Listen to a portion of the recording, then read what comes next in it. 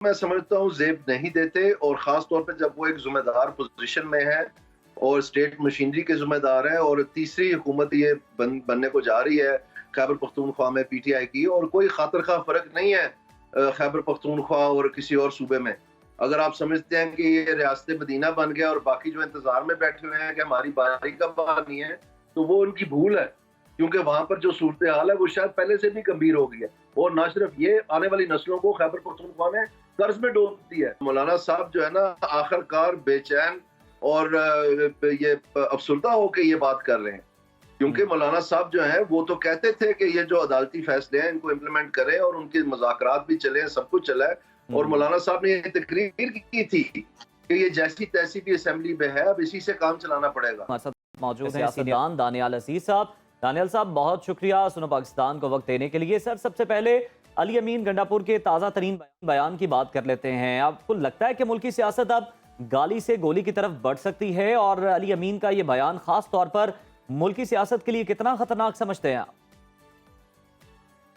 जी, मैं समझता हूँ कि अवाम जो है पाकिस्तान की, वो बार बार साबित हुआ है मुख्तलिफ सर्वेज में, जो कि निजी इदारों ने किए हैं मुख्तलिफ अदवार में इसी दौर में, जिसमें बार बार उन्होंने इस बात पे इसरार किया है कि सब सियासी जमातें इकट्ठी होके पाकिस्तान के मसाइल का हल निकालने की तरफ तवज्जो दें, जिसमें महंगाई और बेरोजगारी जो है वो बिल्कुल उत्तम है, और लोगों की जिंदगी अजीनन हो गई है, उनके लिए नागुज़ीर हो गया है। अपने बच्चों को स्कूलों से उठा रहे हैं, बिजली के बिल देने के लिए लोग मोबाइल फोन बेच रहे हैं, भाई भाई को कत्ल कर रहा है।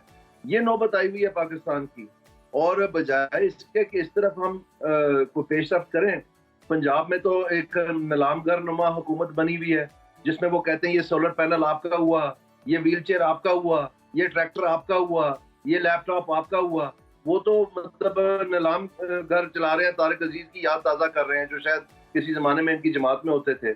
और जो खैबर पख्तूनख्वा है, वहाँ पर तो दहशत गर्दी इस वक्त अरूज पे है, बजाय उसके ऊपर वो फोकस करें, वो गंगा उल्टी बह रही है, और वो अपने लोगों को इश्तिहाल दे रहे हैं कि वो भी इस बात पे उतर आए। तो मैं समझता हूँ कि पाकिस्तान की अवाम की जो पासदारी है वो करनी चाहिए, और इंसाफ को जो है ये टेम्परेचर नीचे करना चाहिए, जो जहाँ तक इंसाफ का मयार है उसको बरकरार और ताज़ा करना चाहिए, जिसमें ये इलेक्शन ट्रिब्यूनल्स के फैसले करें। ये जो रिजर्व सीटें हैं ये जिसकी बनती हैं उनको दें, उसके ऊपर रूलिंग्स आ चुकी हैं, और ये तमाशा बंद करें और पाकिस्तान के अवाम की तरफ तवज्जो करें। बेरोजगारी का ये आलम है कि इस वक्त कोई 24% से ज्यादा जो नौजवान है वो डिग्री ले हुए अपने घरों में बैठे हुए 3-3, 4-4 साल हो गए हैं। और ये जो महंगाई और बेरोजगारी ये ऐसी चीजें हैं जो कि दुनिया के मुख्तलिफ ममालिक में ये लोगों को इश्तिहाल पे ले आती है।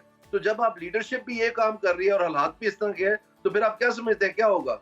इसमें बहुत बड़ा नुकसान हो सकता है पाकिस्तान का, और ये इनको तमीज करनी चाहिए और अपने अपने आप शोबे बिल्कुल को ठीक देखना कह रहे चाहिए। हैं। दानियाल साहब, ये बताइएगा, रावलपिंडी एहतजाज के बाद अली अमीन गंडापुर ने बाज़ाब्ता इनकलाब लाने का ऐलान कर दिया। तहरीक इंसाफ किस तरह इनकलाब लाएगी ये बताइएगा, और क्या बतौर वजीर आला अली अमीन गंडापुर को ऐसे बयानात ज़ेब देते हैं? जी बिल्कुल, मैं समझता हूँ ज़ेब नहीं देते, और ख़ास तौर पे जब वो एक ज़िम्मेदार पोजीशन में है और स्टेट मशीनरी के ज़िम्मेदार हैं, और तीसरी हुकूमत ये बनने को जा रही है खैबर पख्तूनख्वा में पीटीआई की, और कोई खातिर खा फ़र्क नहीं है खैबर पख्तूनख्वा और किसी और सूबे में।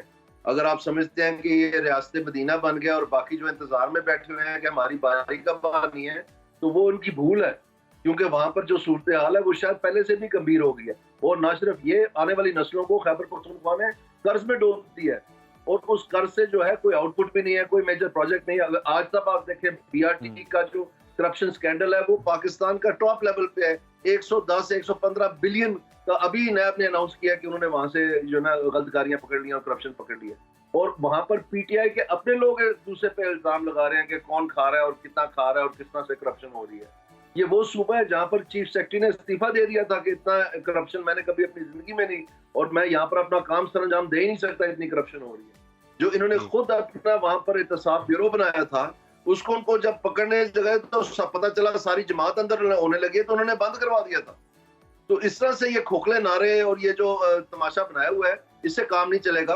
आप पुख्ता पाकिस्तान की मईशत के लिए, पाकिस्तान के पावर सेक्टर के लिए कोई ऐसे हाल बताएं जी। FPR के लिए कोई हल बताएं। ये जो जुडिशल रिफॉर्म है इसके लिए PTI का अपना मुसद्दा आना चाहिए, वो किधर है? इन सब की रेडियां खाली हैं, ये सिर्फ ये तमाशे लगा के लोगों बिल्कुल के दानियल साहब, तवज्जो आपने जो है दुरुस्त हटा रहे हैं फरमाया असल मसाइल कि पे। इन जमातों को भी अपना इनपुट देना चाहिए, खाली तनकीद नहीं करनी चाहिए, आप भी वर्किंग करें, कोई मुसविदा तैयार करें। सर, आपने बात की कि जिस जमात की जो सीटें हैं उसे मिल जानी चाहिए और ये मामला खत्म होना चाहिए, लेकिन हम अगर मौलाना की बात कर लें इसी तनाजुर में, तो वो कहते हैं ये तमाशा ही खत्म करें, आप दोबारा इलेक्शन करवाएं, री इलेक्शन की तरफ जाएं। आप क्या समझते हैं कि मौलाना आखिर एक तरफ आईनी अदालतों की हिमायत भी कर रहे हैं और ये मुतालिबा भी, तो वो किस किस्म की सियासत करना चाहते हैं?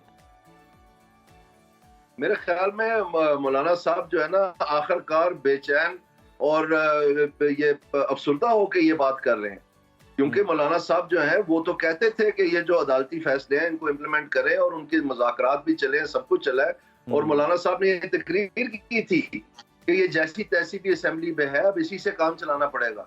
तो जब आप किसी को दवार के साथ लगा देंगे, आपको आप धकेलते धकेलते उनको इस जगह पे ले आएंगे जहां पर उनको कोई और चारा ना मिल सके, तो फिर वो ऐसी ही बातें करेंगे। तो मैं समझता हूँ कि ये अभी भी कुछ नहीं गया पाकिस्तान का, ये मामला सबको जो है सोब्राइटी टेस्ट करवाना चाहिए, अपनी सुलझे हुए को फैसले करें। ये जो तमाशा लगाया हुआ है हुकूमती पार्टी ने कि हर चीज ये धकेल देगी रात की तरीके में, ये भी कोई तरीका नहीं है। और इन सबको जो है पाकिस्तान को मिलके जो असल मसाइल है पाकिस्तान के, उस तरफ तवज्जो करें। बिल्कुल, आपने दानियाल अजीज साहब, आपका पॉइंट आ गया, दुरुस्त फरमाया कि जो पाकिस्तान के कोर इश्यूज हैं उन पर तवज्जो करनी चाहिए, अवाम की हालत को बेहतर करना चाहिए। दानियाल साहब, बहुत शुक्रिया आपके कीमती वक्त और आपकी जानिब से बिल्कुल बड़े वैलिड पॉइंट जो हैं वो रेज किए गए हैं।